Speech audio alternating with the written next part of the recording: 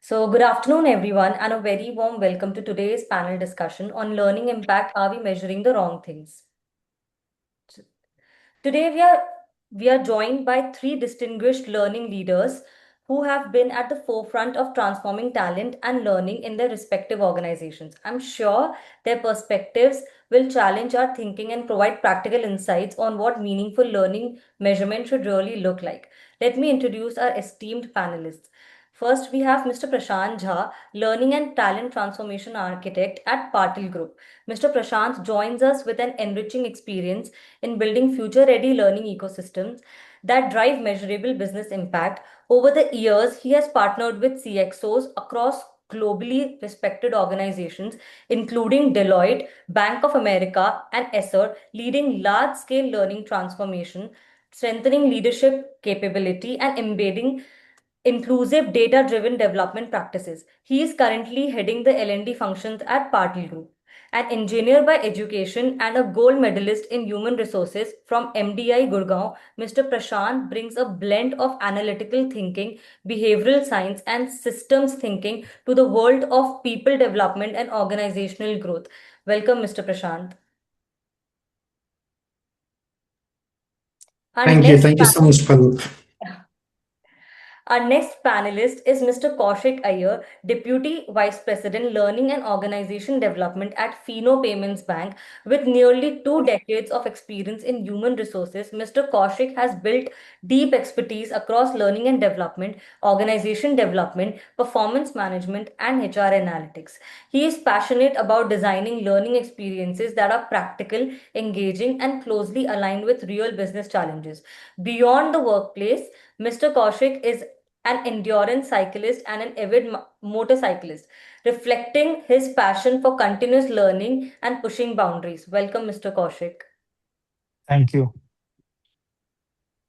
And next we have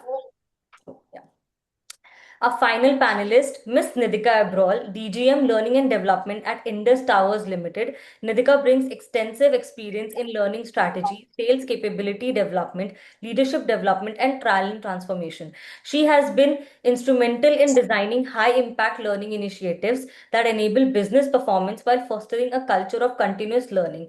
A strong advocate of data driven HR and a thoughtful adoption of AI in learning and development. She is also a regular speaker at industry forums where she shares insights on leadership, capability building, and future of learning. Welcome, Mr. Nidhika.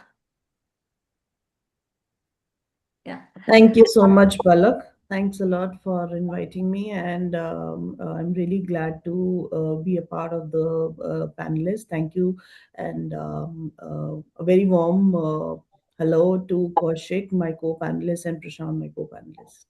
Yeah, thanks, Ms. Nidhika. I think Palak, I'll take it from here. So, hi everybody, my name is Veerabhadra Patil. I'm co-founder and CEO at Skillemme. So today I'll be moderating this session. So from organizing these panel discussions to moderating, so this is my first time. So since I have with me a panelist with so much of experience, I know they will handhold me during this session. So with that confidence, I'm doing this session and moderating today. So thank you everybody. Once again, Mr. Prakash, Mr. Kaushik, and Ms. Nidhika for joining us today and for this particular topic, which is very relevant in today's times. And the thing which I was talking a few minutes back, what I'm loving about this particular panel is that the diversity it brings from the different industries, one from manufacturing, one from financial services, one from telecom infrastructure. So it would be great to hear different perspectives from all of you. And all these three industries each come with their own unique learning challenges, business priorities, and workforce expectations, right? So looking forward to an engaging, honest, and a practical conversation today, so that the people who are joined us here on Zoom and on LinkedIn Live take up they take something out of it, which they can use in their work. Before I open the panel, one thing, I also being in the industry for around 20 years now, and in the training space for around 16, 17 years. So I see the transformation of the industry, wherever I work with the organizations. So I see it in three phases. So one, the first phase was about the learning delivery. It was all about how many trainings we did, how many learning hours, the LMS adoption, and so on and so forth, the basic part of it, where the mindset was that if people attend the trainings, so that's the success of the program. And in my view, the phase two was about learning experience, digital learning, micro learning, creating custom learning journeys, how is the engagement like? Basically, we moved from learning delivery to how people enjoy the learning. And now I think with the advent of AI, a lot of things are changing in the learning front as well, where I think we are moving to this phase three. In my understanding, is that it's about capability and business impact. What the learning brings to the table, whether sales increased, whether the customer complaints came down, or did the managers become leaders, right? So with that perspective, I would again warmly welcome all of you for today's panel discussion. So I want to open the panel to all our panelists today with the first question. So I have these questions on my phone, so please excuse me if I'm reading it from here. So if I ask every L&D leader here today, if you would like to delete one metric from your dashboard tomorrow, what would it be? I think we can start with. Learning hours, hands down. Okay, learning hours. How about you, Ms. Nidhika? Yeah, definitely learning hours and man days, man hours that we keep tracking every day, every month. I think that's something which at the end of the day becomes uh, irrelevant, because when we look at the outcome, it becomes absolutely irrelevant. Okay, okay. Yes, Mr. Kaushik? So I definitely agree with both Prashant and Nidhika. But I would also go ahead and so far make a little controversial statement and say that even completion percentage Hmm. would be something that I would delete. If you have an LMS or if you have any other platform or even it's a hard learning course, I would delete the completion percentage as a dashboard metrics. Okay, okay. Great.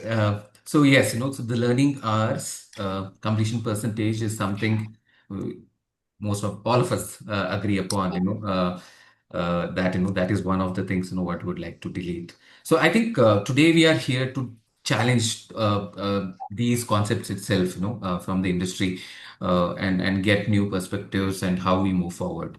So with this, we have few segments. I'll see we have started a little late, but we'll try to bring in all the segments as much as possible. And if time permits, we'll take few questions from the participants as well. So going to the first segment, which is the great measurement myth, which Mr. Kaushik has already touched upon, but you mentioned about the completion rates. Everyone celebrates high completion rates. You did mention that, Yes. but we'd like to know, why do you believe that's no longer enough? Because I believe coverage and completion both, are very dear metrics to L&D, Mhm. and neither of them, actually guarantee capability. It Okay. does not guarantee outcome. You know, Yes. uh, and coming from a statistics background, I love measurements. Right? That's bred into us. Uh, so what if today I would like to just put an anecdote? What if today if you stood up on a weighing scale and it told you you're more often than not beyond your weighing goal, Mm-hmm. or Mm-hmm. it gave you a measure like you are 10% away from your target, right? Okay. That would be confusing because if you stand on a weighing scale, you expect a weight that is an outcome, and then Mm-hmm. it will be you or it will be some other data points which will then decide whether you're on your weight goal, not on your weight goal, because that is a lot of things are successive or you say supportive factor to that particular statement. right? Got And I think that's what happens with completion percentages. They are they basically just give out a weighing, they just give out a weight number, but they don't tell you whether you're healthy or not, right? true, Because the true. other data points are not being taken care of, right? Great. Um, I think it's a fantastic perspective, let me say, and taking that analogy of weighing scale. So yeah, so I've made a point of that. So the over to Ms. Nidhika. So when business, and I think it's a little tougher question for you in this particular segment, I feel. So when business leaders ask, so what changed? So what evidence actually earns their trust in your experience? I think business leaders definitely don't understand the L&D language. Their language is purely, so when they ask what changed, and I think the language that they understand that they want to hear, and they should be, of course, looking forward to hear from the L&D leaders is that what changed in terms of the business KPIs, or what changed in terms of the operational effectiveness, or what changed in terms of the managerial effectiveness. I think that's what they mean.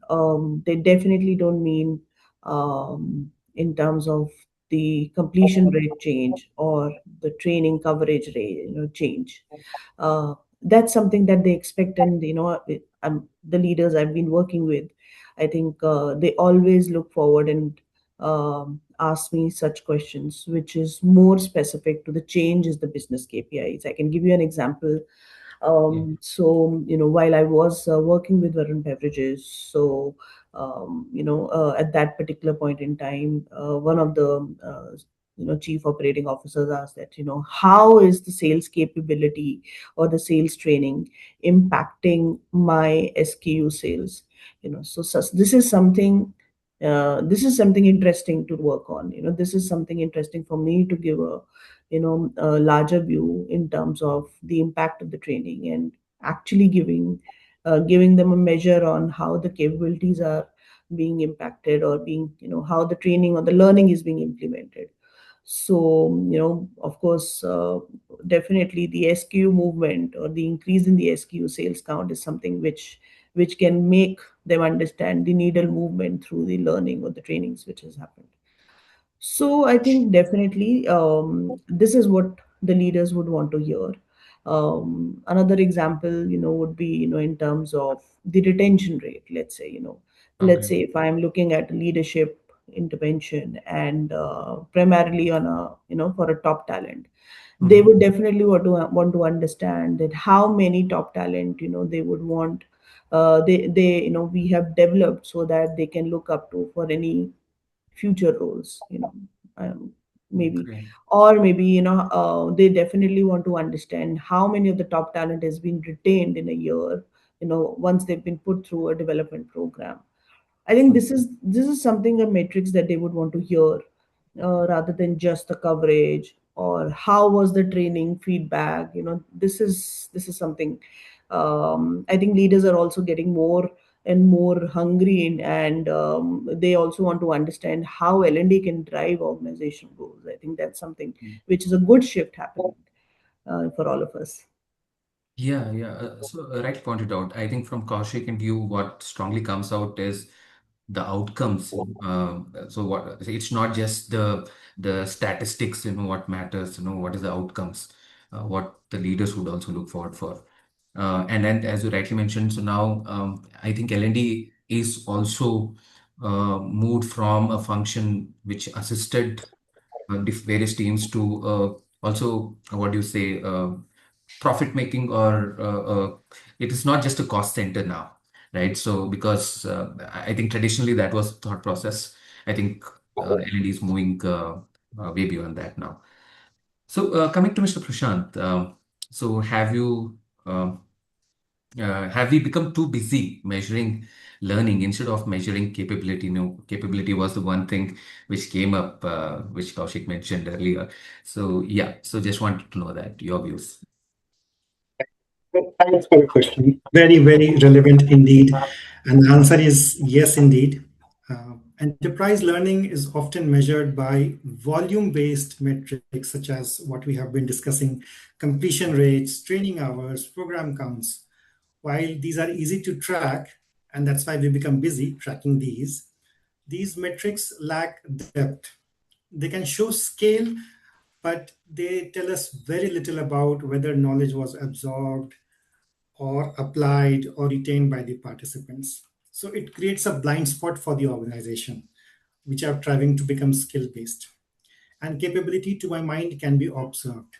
So while completions can measure consumption, the capability can measure the contribution part.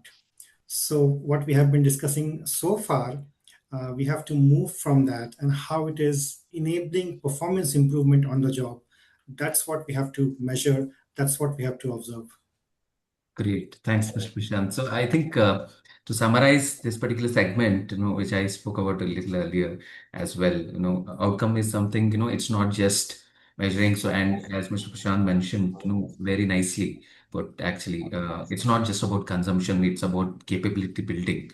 And Kaushik's example of the weighing scale, it's not just the number, but how healthy you are. What is that? This statistics gives us, in terms of what we have to do post that, or what is the outcome of it, is what I think we look forward to. Coming to the next segment, we move, and I would urge all of you, if you have any thoughts, inputs to the questions which I'm directing it to each of the panelists, if you want to chip in, you're more than welcome as well. So I think it's a very important segment where I'm sure a lot of organizations face challenge today is learning to performance. And we'll start go ahead with Kaushik again. So the question to you, Mr. Kaushik, is that tell us about a learning initiative where business results surprised everyone in your experience or your past, present. See, when I'll just take a cue from the last point that Mr. Prashant made, like capability, completion is just consumption number, like, and when we talk about measurements, uh, and most of the business, like Ms. Nidhika also pointed out, are looking for direct performance or direct business impact Mhm. metrics. ROI. What's the ROI of my I've spent? And like you said, it's maybe not still a profit center, Mhm. but possibly a investment center is what we would say rather than a cost center. But at the end of the day, all businesses look for return on my investment. What's my ROI? Right. And Yeah. most of the time we try to specify it with some or the other number. And here is where then we go, get lost into the frameworks of, हमको corporate use करना है, or we have to use the Philipson's ROI model and so forth. And uh, what I believe is most of our metrics are descriptive level metrics or even raw data capturing. Correct. We are not Mhm. even going into diagnostics. So we may have some diagnostic metrics, right? Mhm. We have very little predictive and prescriptive matrices in L&D, right? I'm sure some teams and some companies are able to capture that properly. But in order to give ROI, sometimes we need to look at some very simplistic ideas. I'll give you an example of my previous organization, Prince Pipes, where I'll take some time, maybe a couple of minutes to explain that example. Uh, how a simple training at the factory floor level impacted customer satisfaction, not even customer dealer satisfaction, because we looked at a problem which Mhm. you could barely think that will L&D or OD will ever come into the picture, where customers or the dealers of pipes, right, truckloads of pipes are being delivered to dealers. They reported on receipt of broken pipes. Many pipes are broken, and pipes are generally packed with, one into the other. The smaller pipes are packed into bigger pipes, and like that, and so on and so forth. Right?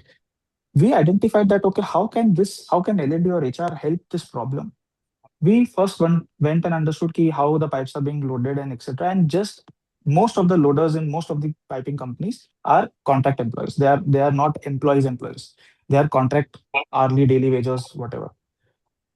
The simple training one is awareness sensitization, that what this affects, how Mhm. this, and not from a business standpoint. You affected, okay, look, you are putting it in this truck, you're loading it in this manner, in this the way you're loading it, how it is being received, and how we are being perceived, that okay, this company is not caring about customers, they don't care about dealers, right? How you are being perceived, your factory is being perceived, how your performance is being perceived. Simple sensitization, and of course, we had to design some kind of training. Okay, how they can load the entire pipes in one of the other directions and take care during the entire process. Just a simple 2 hour training sensitization for a week, zero investment because it was done internally. Internally. It resulted in almost 80% drop in pipe breakage during packing. Great. Yeah, that's fantastic. Correct.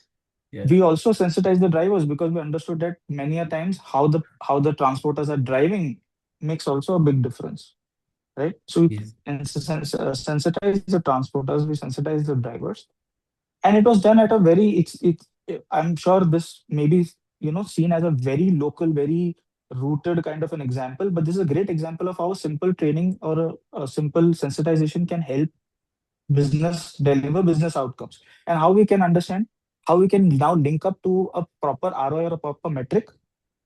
If I say that, okay, 5% or 7% pipes were being damaged in transit, we have to, of course, we either credit it or we have send replacement pipes. There is a cost attached to it. You can always find it with the operations and business and supply chain can help you find that cost. And when you say that you have reduced 80% of breakages, so now instead of 100 pipes being broken, only 10 are being broken. So you have understood, okay, you have contributed, your training or your initiative has contributed so and so much to the organization. Correct. Sometimes, because most of L&D's efforts can only be measured in how much time, money, or cost has been saved, or it's rarely about how we have built more business other than a sales training, Mm-hmm. right? Other than a customer service, customer facing training, it can only either be customer satisfaction increase, or it can be cost saved, or it can be time saved uh, in operational increasing operational efficiency, all those measures. So one of those trainings really they it surprised the business team that, okay, it's such a simple thing, and the audacity of the training team to say that, okay, this is what we have given to the table Mm-hmm. on a very simple training which is not even related to employees per se. Correct. Got So I can take that example as one of something which was out of the blue, and it's also an example of how we can easily measure ROI, where generally it is not very difficult. It's not very easy to measure the ROI in big interventions. You spend lakhs of rupees, then you struggle to find some sales KPI, some business KPIs directly being linked. But sometimes these are underlying linkages which you need to find and then collect and then throw up as a matrix. Is what as an example that I can give. Yeah, great, great. So I think it was a fantastic example, I must say. Yes, I work with a lot of L&Ds, and this is one of the things, what they come back saying that, see, our business, our heads are asking, what is the ROI? Why do we have to invest so much on this managerial intervention, for example? So, so how in what period, what we can see the change, right? So which these some of these interventions takes some time to show. It is very simple. What Mhm. the sorry to cut you, but it's Mm. the quotation that I live by is, if learning can only influence behavior, Yes. correct? You can Agree. observe change in the behavior, right? But if the behavior does not constitute to action and action doesn't constitute to a measure that the business can say, "Acha, ye action say I got this result," uh, it's not going to entice them. Got We can measure, we can have that observable change, but you have to also tell you, okay, what this observable change has brought to the table. got it, got it. Thanks, Kaushik. Mr. Prashant, over to you next. So if you have only three metrics on a dashboard, so what would they be and why? Thanks. I like the count three because It could be if we less or more if you. no, the Yeah. reason I like the count three because if we manage the three I'm going to talk about, then all Yeah. the rest metrics will fall in place, and you will relate to it. The first in the list is workplace application rate, which means what percentage of participants have applied the targeted behavior or skill within the 30-60 day time frame of after the program is over. Because classroom is not the finishing line for program Mm. completion; it starts after what It's a flagship. participants do. Yeah. Yeah, and it should be supported by manager observations, work samples, projects, or other evidence, not only participant self-reporting the attendance part. The second matrix is the performance delta, which all of us have been talking about since the start of the call, like which is what changed in the relevant performance indicator for which the program was designed. Depending on the role and the learning objectives, it could be quality, productivity, cycle time, safety, anything from a customer outcome standpoint, anything around that. And the third and the important part is time to proficiency, which is how we are enabling learning after it is over in terms of nudges, job aids, so that what people are learning as knowledge and skill, they are able to put it in a record time. While everybody has a different wavelength of absorbing things, but we are creating an enabling environment for people to be effective on the job. So these three metrics. And if I have to like summarize what I just talked about, it's like application tells us whether learning traveled, the first metric. The performance tells us whether it mattered, the second one that I talked about. And the proficiency will tell us whether it will be sustainable or how long it will last. Yeah, yeah. Thanks, Mr. Prashant, for that. Very interesting perspective. And yeah, let me go to Ms. Nidhika with the next question. So, what's harder to measure? Is it behavior? Is it capability? Or is it culture? And why do you think so? Um, I think definitely culture is the hardest to measure. Mm-hmm. Behavior is something that we see over a period of time. We can measure the shift either through the 360 assessments or a 180 assessment, and we probably put some simulations around it. In terms of I think capability is definitely again that we can measure, which is on the job, or even through the manager's inputs, and we see what is the speed at which the capability is being improving. But culture is something that definitely involves a lot of external elements, which is not just the learning part of it. It is also dependent on the organization environment. I think that's important. Then, at the same time, what are the policies that is being driven? What is the kind of the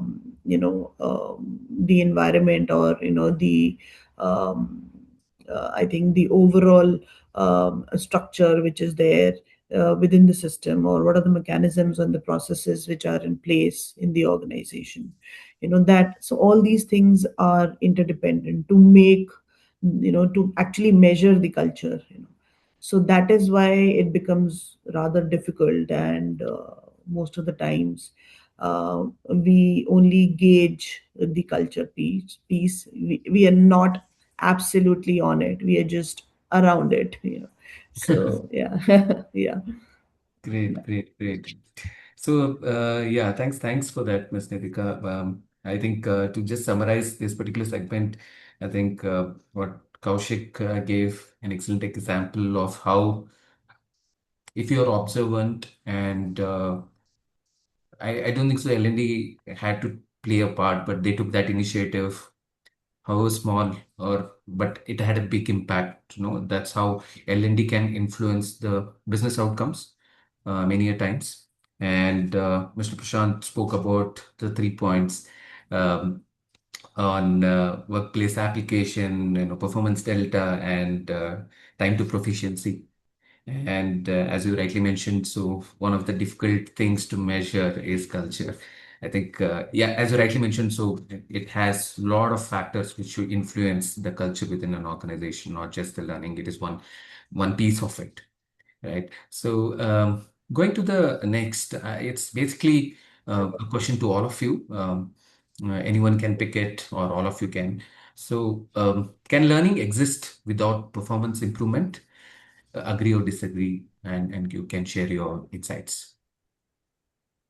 Yeah, I can go first. So, learning can exist without performance improvement, just as reading a driving manual can teach you the rules of driving, but it does not make you a better driver. So, learning what it can do is create awareness, reflection, and confidence. However, unless it is eventually applied or results in performance improvement or changing behavior, it remains an experience, not a capability. So, learning is how to drive, and performance is navigating the road, and more importantly, reaching your destination. Great. Any inputs from Ms. Nidhika or Kaushik? I think I'm Nidhika, absolutely in agreement with Mr. Prashant. I think definitely learning can definitely exist without performance, and performance comes later when when there is an application part of it that comes into picture. So learning is something which we bring more awareness. We understand it's more of knowledge sharing. The more we apply it, of course, the performance becomes better and better. Yeah. Great. Great. yeah, Okay. I Yeah. sort of agree, but the disagreement is from the perspective that if I'm learning something, learning is a self-initiated activity. When I look at the true essence and the meaning of learning, is when I want to learn something, I am actually taking up, whether it is reading anything or whether it is learning a skill or whatever. It's the innate nature of me initiating the activity. If I'm learning something, I will definitely have some worthy performance. May not be where the company or where the organization or where the management wants to drive it, correct? Or sometimes even the individual who is earning for self may not be able to drive the performance in that particular aspect. But whenever there is learning, there is some bit of improvement, I'm sure. Whether it is uh, you know your sense of some subject is getting enhanced, or whether it is actually that you are excelling in a certain subject or an activity or a skill. But yes, like everyone said, learning without performance definitely exists. We learn every single day about ourselves, about the whole world, about everything. So everything is learning in my book, right? Not necessarily that performance has to be impacted by that. Yeah, yeah, definitely. So each one of us have different perspective, and yeah, that's what brings out the best of every one of us, right? So, um, so good to know that. So, moving to the next segment, this is a little fun round, quick rapid fire. Again, we borrow it from Coffee with Karan. So 30 seconds each, no thinking, no explaining. So I'll ask the question. I think we'll start in the sequence which I can see on my screen is Mr. Prashant, Ms. Nidhika, and Mr. Kaushik. So in this pattern will go. The first question is, so 30 seconds, right? So no thinking, no explaining. So one metric every L&D team should stop measuring. So Mr. Prashant, you start from there. I think we had the cheat code: learning hours, program completions. Yes, Ms. Nidhika. My answer is absolutely ditto. So it's the learning hours and the completion. Yeah. And how about you, Kaushik? All level one Kirkpatrick metrics to be deleted. Okay, great. The next question is one capability every CEO should care about. Learning agility. Agility. Okay.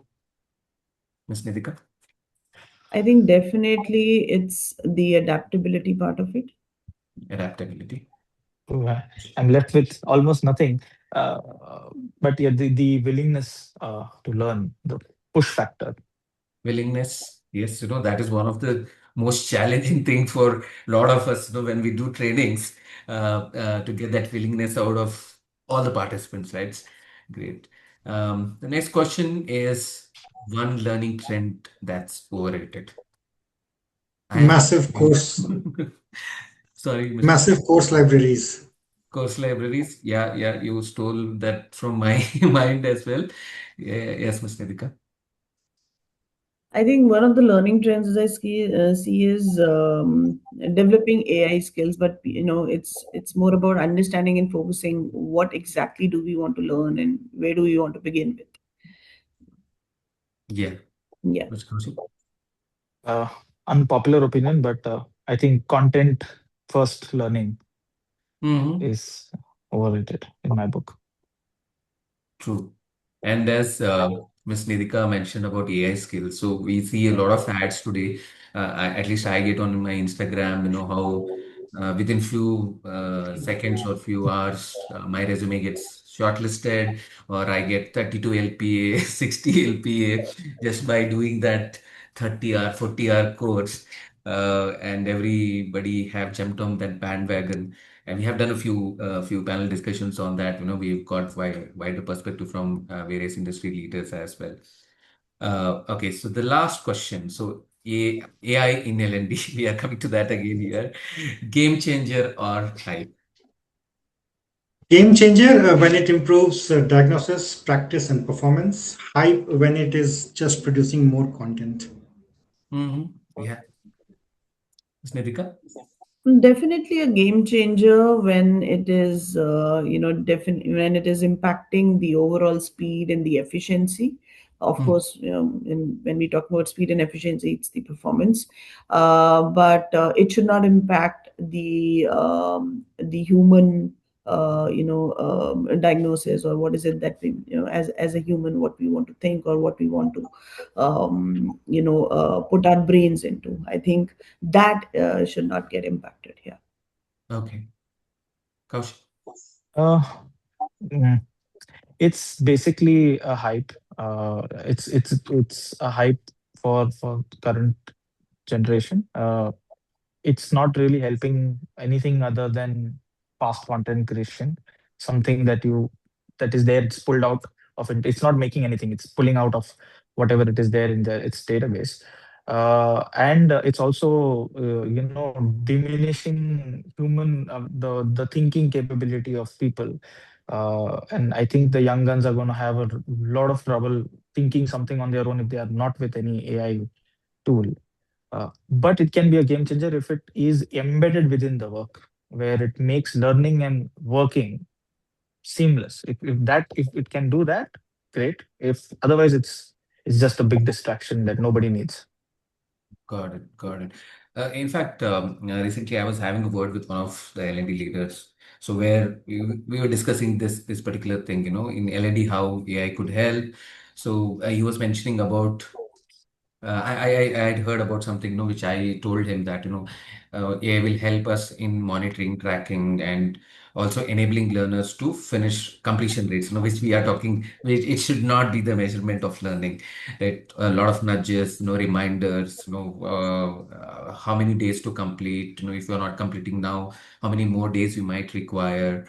But one thing he told is that, that would create a lot of pressure among learners, and also it acts as a lot of distraction to them. And one thing which I think Kaushik brought it up, all of these things are good, but that willingness part of it, which is primary, or the curiosity to learn, that is, if it's not there, then definitely learning cannot happen. So See, whatever. the problem I have is if I'm going to use AI to write an email, so people are not even thinking of writing an email. They're just saying they are sometimes not putting their existing emails into the AI and then asking a response. So end of the day, what's it may be doing the things faster, but it's hampering your gray cells. So God. Yeah, if yeah, you're going to yeah. use if you're going to organization is going to pay for that kind of an AI tool, I think it's just diminishing people's thought process even Yeah, further. yeah. So we have heard about companies burning tokens these days, and how Yeah, much it costs them more than hiring yeah. a human employee, right? So yeah, so people are still rethinking, recalibrating how they have to go about with AI. Okay, so over to the next segment. I think we have a couple more, but due to we have less amount of time, so I'll jump to one of them, because I think this will give us. I would like to hear your perspectives on this one. So, the reality check, the stories that changed your thinking. I think this is very necessary because learners, or the people who are going through our panel discussion now, so I'm sure it would help them add a lot of value to their understanding from this point, this topic perspective. So I would like to go with Mr. Prashant. So you could share one failure that completely changed how you measure learning today, or any change, rather than failure or a challenge rather. So we could put Sure. it that way as well. Sure, sure. Yeah, one experience, and it's a summary of what we have been talking about, and it has changed my thinking. Was being associated with a learning calendar that was packed with line items of programs. On paper, it looked impressive: many programs, many participants, and significant learning hours. But when we started speaking with business leaders, we realized that several interventions could not be clearly connected to validated business problems or capability gaps. So the failure was not only in measuring impact, what we had failed is putting or measuring relevance before launching learning. So if I have to have a takeaway from that story of failure, is that just having three questions for any problem statement or for any learning intervention that we are trying to conceptualize. What business problem are we solving? What behavior or capability change we must have as part of the post program intervention? And what performance evidence will it tell us that it worked? Just answer these three questions and your learning objective will be refined.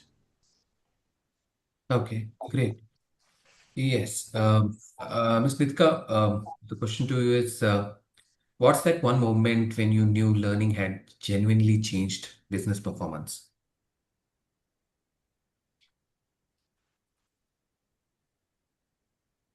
You're on mute.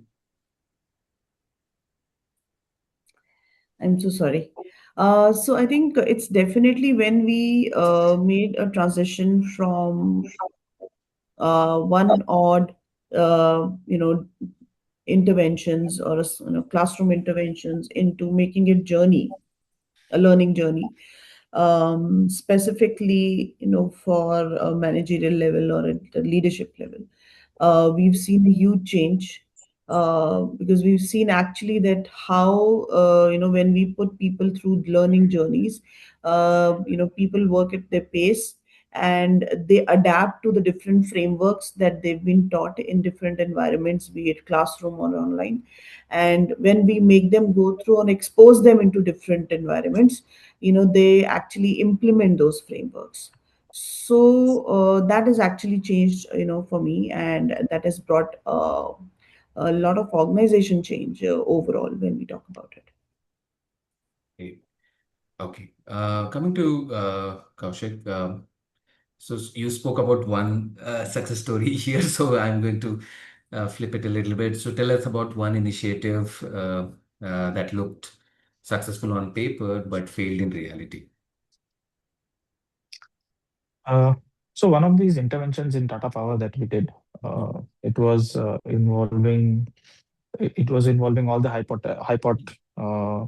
identified hypods, and we took them through, uh, 3-4 days of learning intervention. And on that, we have in fact even uh,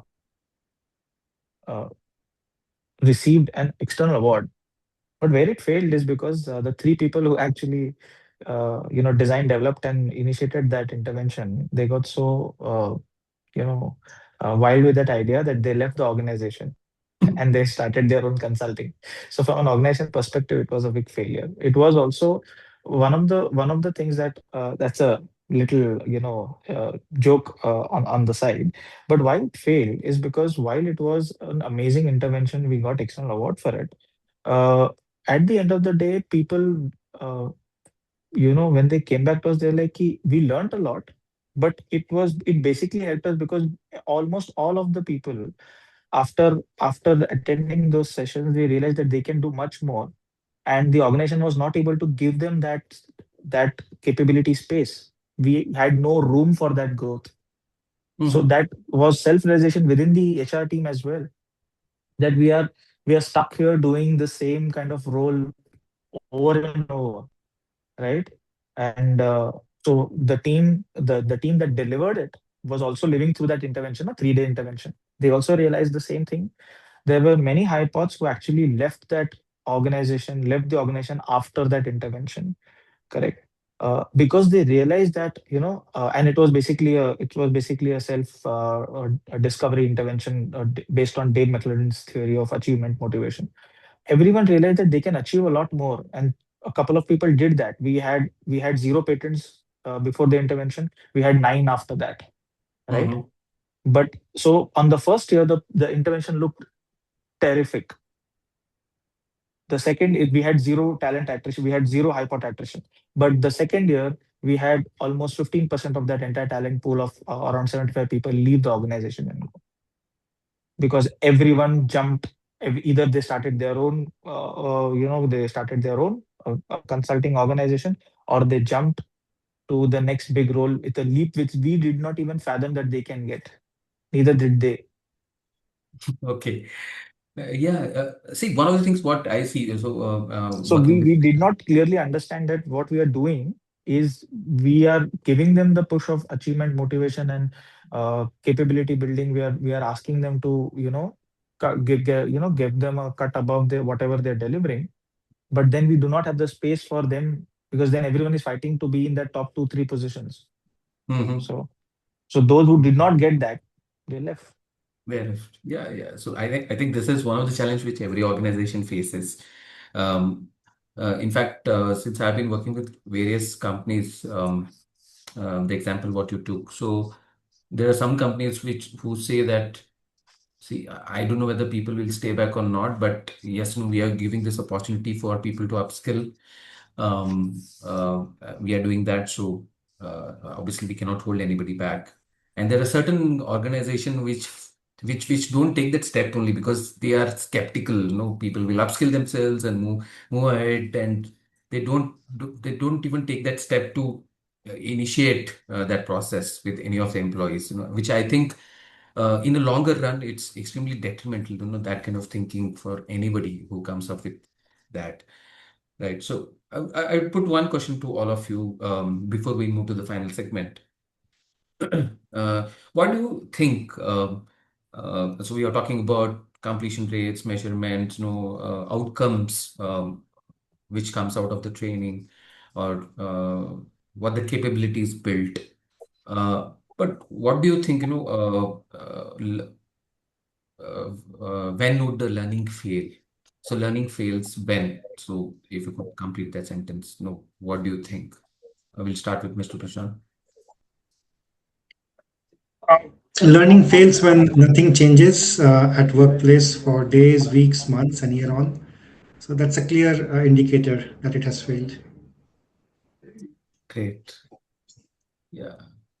I missed Nidhika, Nidhika, you have, so in your I think experience. definitely, learning fails when the expected outcome is not achieved. That's one for sure. But learning also fails when there is a dip in the culture, because as I said, uh, I mean, learning is something which is being again impacted. No matter how much you learn, and if you're not able to apply it or implement it, or give an outcome, there could be different factors around it. It is not just the learning piece. So culture plays an important role, and if culture fails, of course, learning also fails. Definitely. Culture is at the core of any organization. So that's what builds people, processes. Definitely culture is a center point to any of the organization. So Kaushik, anything from yourself? Yeah, I would like to connect the point both Prashant and Nidhika made is, and one the past example that I took. One is it fails when, in one of the previous examples Prashant mentioned, that we do things which we need as HR or a manager needs to do. There is no need for it, but we do it anyway. क्योंकि करना है, or some other organization has done, or your competition has done it. It fails when we do it, but there is no application of what is what you have learned. There is no application to it. And third, the learning fails when we are not really looking at the long term outcome of how it can impact. What are we stepping into? what are we going to get out of it? Correct. Yeah. Yes. Was of the example that we said that we could not understand why people have left, because we gave them that thought process and we didn't account for it. So God. when Yeah. you when it's like that fails because of these three reasons. Yeah, and I also see a lot, I'm sure Kaushik in your case or Mr. Prashant from manufacturing and finance, financial sector. So there are a lot of these compliance process related programs which is mandatory. I don't know, people just sit through that. They have to just complete the attendance, the marks. I think those are some of the things which I also see as some of the programs. I don't know whether it does really make an impact, but though it is mandatory, so they have to go do that anyway, right? So moving to the next segment, since so we'll wrap it up in a couple of minutes. So the final segment, one word round, which we call it. So one word from each one of you. Again, we'll go in that round robin. Mr. Prashant, followed by Ms. Nidhika, and finally Kaushik. So learning is one word after that for you. An imperative. Imperative. Ms. Nidhika. I think learning is a journey. Learning is a journey. True, true. Kaushik, It's continuous. It's all the time. continuous. Yes, forever. Fantastic. So, yeah, Mr. Prashant, we'll start with you again. Capability is, so because this is capability forum, so we have been talking about capability a lot. So we would like to understand what capability is for you. Performance. Performance, Ms. Nithika. Capability is more of, I think it's an accelerator, definitely. It's an enabler, I guess. Enabler. Kaushik. Um, it is when there is no cap on your ability. It's Okay. capability. Okay. So the next one is the interesting one. So AI is for you. Dost. Ghost. Dost. I mean, the way Ghost, you okay, use it sorry. as a friend, Friend, okay, a sorry. friend, the way you use it. I'm sorry, my Hindi is not that great, so I heard Sorry, it as sorry. ghost. So for some it is now it is as a ghost. So but for you it is a dost. Yes. It's a friend, yeah. Yeah, friend. So I want to add a prefix to it. AI is a efficient friend. Efficient friend for you, yeah. And push It's just a tool like anything else. tool for you. Okay. And the next one is ROI is in the learning sense lens.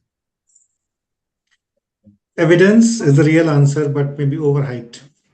Be overhead because we talked about ROI in some of the segments earlier. Ms. Nidhika, for you.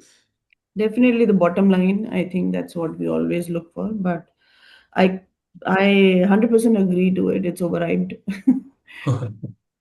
Okay, Kaushik. Always was this business once. Okay. Future of L&D is. I'm very interested to know about this. Prashant, Mr. Prashant, you can go. Yeah, moving from somebody who are like course curator or content creator to somebody who are seen as capacity builders. Fantastic. Capacity builders. Ms. Nidhika. I think clearly for me, it is moving from a support function to a function which drives business performance. I think definitely, and I see that happening over a period of years. True, Yeah. true, very true, actually. Kaushik. I think L&D needs to now. Well, I firmly believe that L&D is actually an OD and OE function, organization excellence and organization development function, and I think we are here to stay, and we will definitely have a lot more to do in the future, even with a lot of whatever AI and so coming forth. It's going to be the next paradigm shift within HR. Great.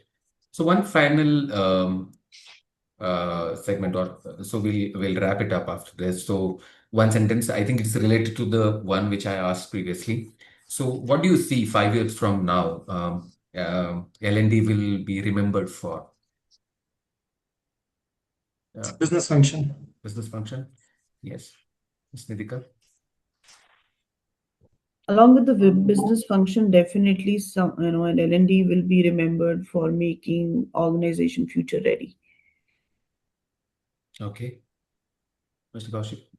I think in future L&D is going to be the pre-function towards manpower planning. We will be deciding buy versus build, what can be built and what should be bought from outside. Fantastic. Fantastic. So Yeah. thanks, Mr. Prashant, Ms. Nidhika, Mr. Kaushik for taking time out. So I think as we wrap up, maybe the question isn't uh, did they complete the course? Maybe it's can they do the job better because of it, right? And that's the shift, from learning activity to capability impact, which we spoke about the outcomes, how it impacts the business, that's what in future people are looking at. And I'm sure L&D will be in forefront as a function within an organization and an important pillar of any organization in the coming days, with a lot of things changing and changing fast, right? So with that, thank you everybody. And I would, Thank before you. I hand it over to Palak, so thank you for, because since it is my first moderation, I don't know, I'm a little excited or I'm speaking fast. You were And good. You were really good. Yeah, you are really Yeah, good. Thank you, good, Patil. good one. thank you. So over to you, Palak. Yeah. So, as we conclude today's discussion, I'd like to extend my heartfelt thanks to all our panelists, Mr. Prashant, Mr. Kaushik, and Ms. Nidhika, for sharing such insightful perspectives on measuring learning impact beyond traditional metrics. I hope today's conversation has encouraged all of us to rethink not just what we measure, but why we measure it and how learning and development can truly demonstrate value for driving business outcomes, capability building, and lasting behavioral change. Thank you everyone who joined us today. If you found the discussion valuable, do follow Skillemme for more conversations with industry leaders on the future of learning, leadership, and talent development. Have a wonderful day, and we look forward to seeing you at our next panel discussion. Thank Thank you. you. Thank you Thank you. for Thank you having so me much. here. Thank you Thank very you, much. everyone. Thank you. See you Thank next you. time. Thank you, everybody. Bye bye. Bye bye.